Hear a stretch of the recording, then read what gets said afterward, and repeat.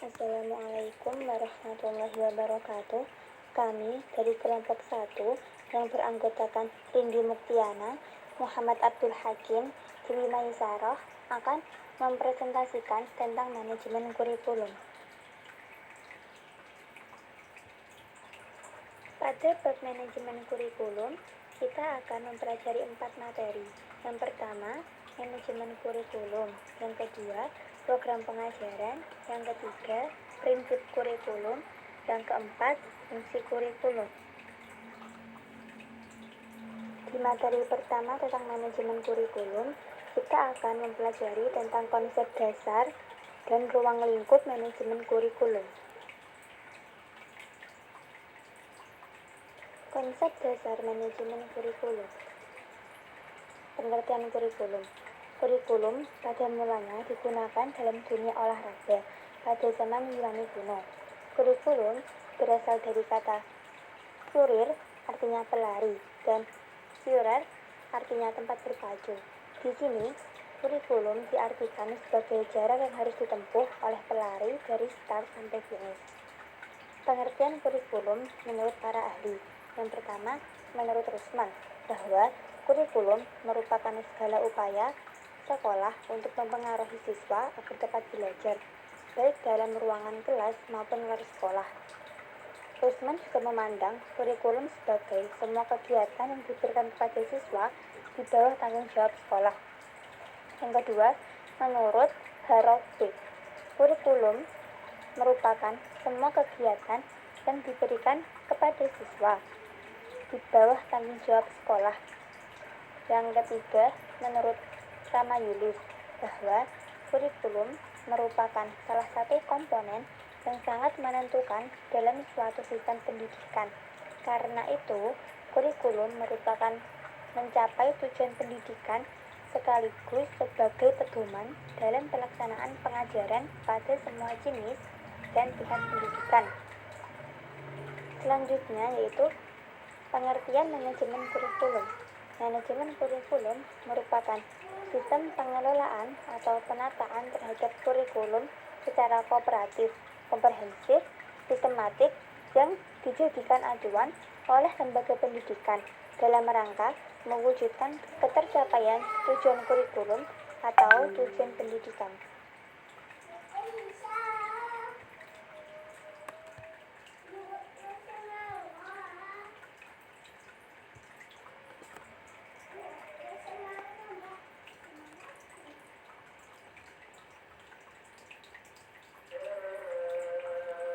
Untuk pembahasan yang kedua mengenai ruang lingkup manajemen kurikulum, itu ada pembagiannya, itu kurikulum tingkat satuan pendidikan KTSP dan manajemen mutu berbasis sekolah atau MBS. Nah, dari kurikulum tingkat satuan pendidikan atau KTSP itu ada tahap perencanaan, tahap pengembangan, tahap implementasi atau pelaksanaan, tahap evaluasi atau penilaian. Untuk tahap perencanaan itu meliputi langkah-langkah seperti analisis kebutuhan, merumus dan menjawab pertanyaan filosofis, menentukan desain kurikulum, membuat rencana induk atau master plan berupa pengembangan, pelaksanaan, dan penilaian. Terus untuk tahap pengembangan itu meliputi perumusan nasional atau dasar pemikiran, perumusan visi, misi, dan tujuan, penentuan struktur dan isi program, pemilihan dan pengorganisasian materi, pengorganisasian kegiatan pembelajaran, pemilihan sumber alat dan sarana belajar, penentuan cara mengukur hasil belajar. Tahap implementasi atau pelaksanaan yang ketiga ini meliputi penyusunan rencana dan program pembelajaran seperti silabus dan rencana pelaksanaan pembelajaran. Terus penjabaran materi, penentuan strategi dan metode pembelajaran, penyediaan sumber alat dan sarana pembelajaran, penentuan cara dan alat, penilaian proses dan hasil belajar, setting lingkungan pembelajaran. Yang keempat, tahap evaluasi atau penilaian. ada standar kompetensi kelulusan sesuai jenjang sekolah, standar isi, silabus RPP. Nah, dalam standar kompetensi kelulusan sesuai jenjang sekolah dapat kita lihat dengan standar penilaiannya itu untuk jenjang MI itu meliputi menjalankan ajaran agama yang dianut sesuai tahap perkembangan anak, terus mengenai kekurangan dan kelebihan diri sendiri, mematuhi aturan sosial yang berlaku dalam lingkungan, menunjukkan kegemaran membaca dan menulis, berkomunikasi secara santun dan jelas, menunjukkan rasa keinginan tahuan yang tinggi dan kompetensinya. Terus untuk jenjang sekolah di tingkat SMP SMA itu meliputi mengamalkan dan berlaku sesuai ajaran agama yang dianut sesuai dengan tahap perkembangan remaja, menunjukkan sikap percaya diri, menunjukkan kemampuan menganalisis dan memecahkan masalah, memahami hak dan kewajiban diri dan orang lain dalam pergaulan di masyarakat, menguasai pengetahuan yang diperlukan untuk mengikuti pendidikan tinggi. Nah, untuk standar ISI sendiri yang dikembangkan oleh Badan Standar Nasional Pendidikan yang dibentuk berdasarkan Peraturan Pemerintah Nomor 19 Tahun 2005 itu mencakup kerangka dasar dan struktur kurikulum yang merupakan pedoman dalam penyusunan kurikulum pada tingkat satuan pendidikan. Yang kedua, beban belajar bagi peserta didik pada satuan pendidikan dasar dan menengah.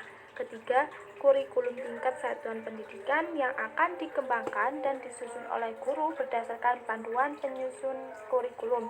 Keempat, kalender pendidikan untuk penyelenggaraan pendidikan pada satuan pendidikan dasar dan menengah. Terus ada silabus.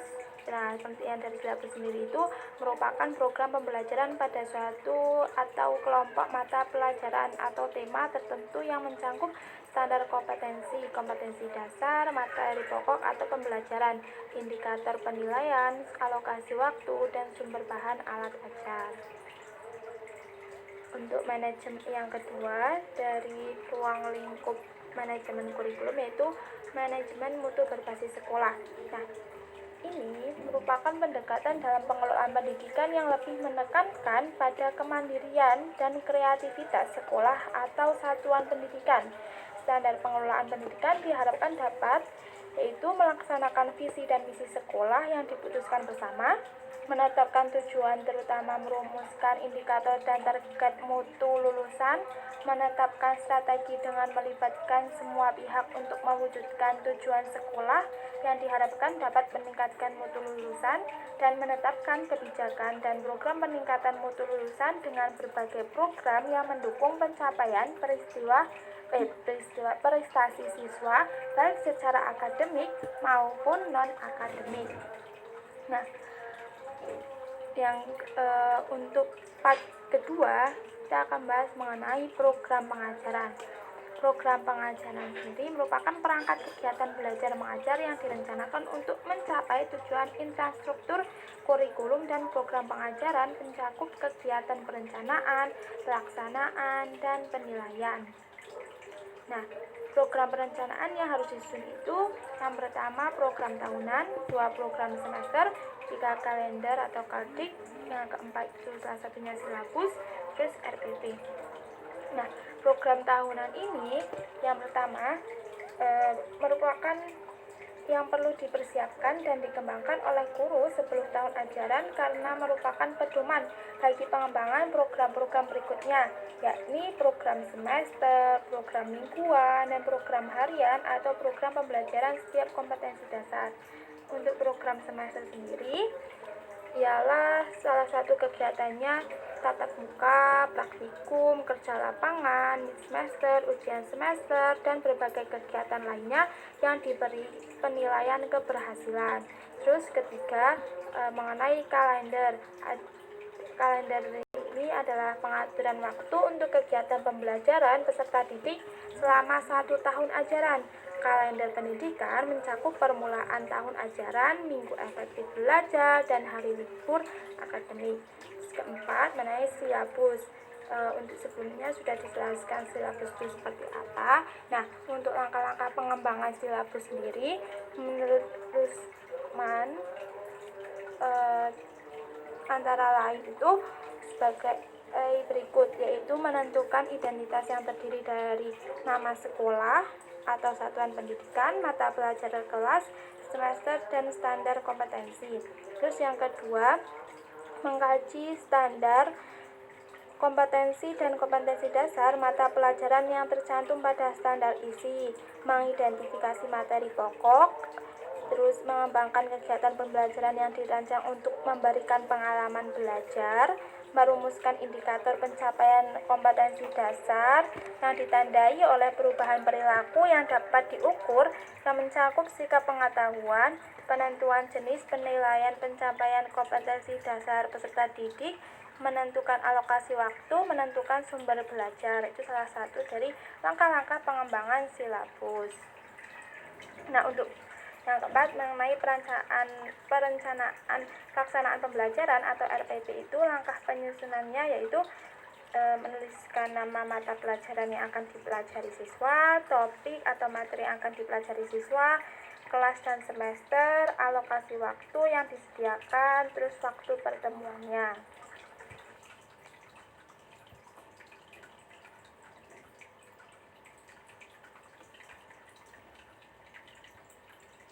Prinsip-prinsip kurikulum. Menurut Sanjaya, agar kurikulum dapat berfungsi sebagai pedoman, maka ada sejumlah prinsip dalam proses pengembangannya. Yang pertama, yaitu prinsip relevansi.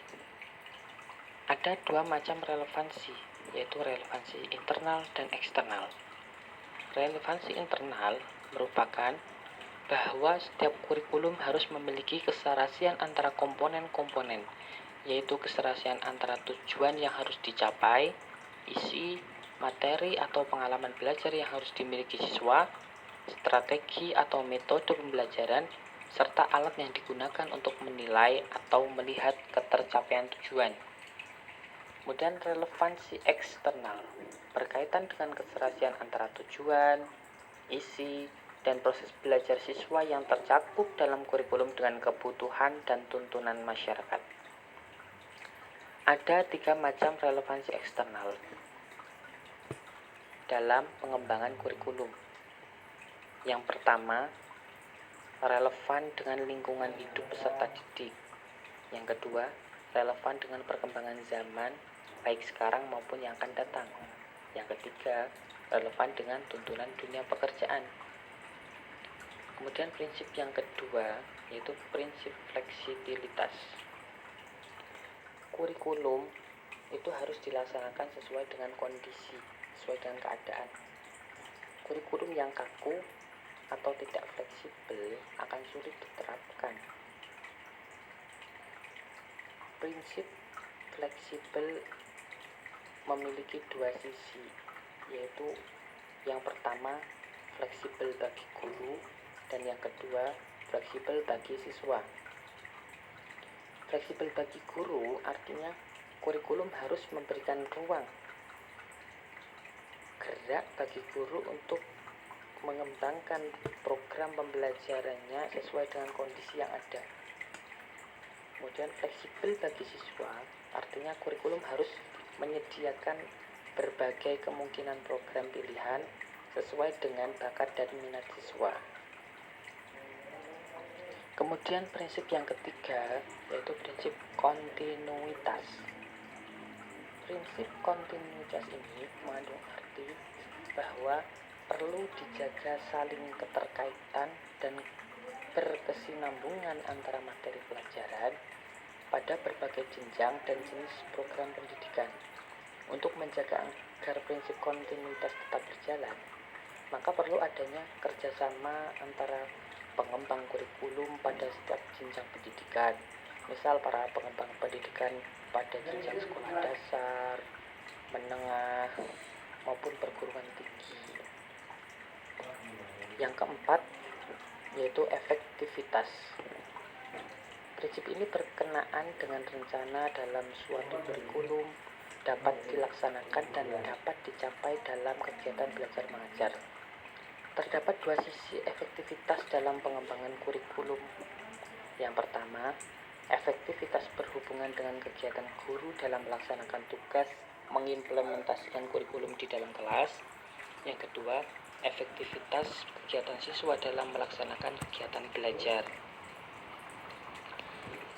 Kemudian yang terakhir, prinsip kurikulum yang disampaikan oleh Sanjaya ini yaitu efisiensi. Prinsip ini berhubungan dengan perbandingan antara tenaga, waktu, suara, dan biaya yang dikeluarkan dengan hasil yang diperoleh. Kurikulum dapat dikatakan memiliki tingkat efisiensi tinggi apabila dengan sarana, biaya yang minimal, dan waktu yang terbatas dapat memperoleh hasil yang maksimal. Kemudian ada lagi prinsip kurikulum menurut Rusman. Yang pertama adalah produktivitas. Hasil yang akan diperoleh dalam kegiatan kurikulum merupakan aspek yang harus dipertimbangkan dalam manajemen kurikulum. Yang kedua, demokratisasi. Pelaksanaan manajemen kurikulum harus berasaskan demokrasi yang menempatkan pengelola pelaksana dan subjek didik pada posisi yang seharusnya dalam melaksanakan tugas dan bertanggung jawab dalam pencapaian tujuan kurikulum atau pendidikan. Kooperatif. Untuk memperoleh hasil yang diharapkan dalam kegiatan manajemen kurikulum, perlu adanya kerjasama yang positif. Kemudian yang keempat, efektivitas dan efisiensi. Rangkaian kegiatan manajemen kurikulum harus mempertimbangkan efektivitas dan efisien untuk mencapai tujuan sehingga kegiatan dapat membubuhkan hasil. Dan yang terakhir, mengarahkan visi, misi, dan tujuan. Hal-hal yang ditetapkan dalam kurikulum harus dapat memperkuat dan mengarahkan pada visi, misi, dan tujuan.